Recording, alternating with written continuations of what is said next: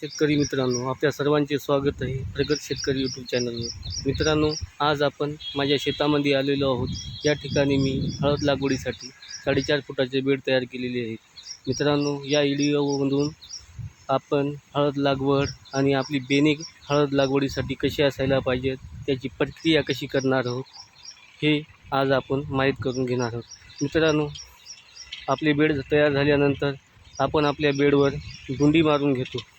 त्यानंतर काही शेतकरी त्याच्यावर सिंगल सुपर फॉस्फेट आणि लिंबोळी पेंट टाकतात।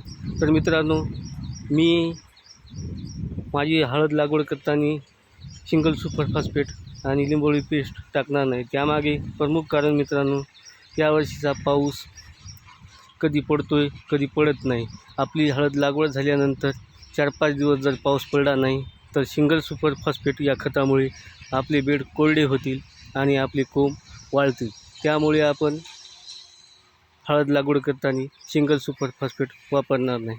तर मित्रांनो, आपली हळद लागवड करण्याआधी आपले बेने ट्रायकोडर्मा आणि बुरशीनाशकाच्या पाण्यामधून काढून घ्यावे, कारण भविष्यामध्ये आपल्याला आपल्या हळद पिकाच्या कंदाला सड किंवा कूज लागणार नाही।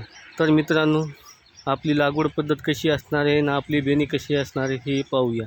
मित्रांनो, लागवडीसाठी आपण बेने वापरताना जास्तीत जास्त या साईजचे मोठे बेने घेण्याचा प्रयत्न करावा, कारण असे बेने निवडल्यानंतर मित्रांनो, या कोंबाला या खोंबातील अन्नसाठा भरपूर प्रमाणात मिळतो। त्यामुळे आपली हळद चांगली जोमाने निघते। तर मित्रांनो, या लहान साईजचे खोंब आपण घेतले तर आपली हळद पूर्णपणे जोमाने निघणार नाही। मित्रांनो, आता बघूत आपली हळद लागवड पद्धत कशी असणार आहे।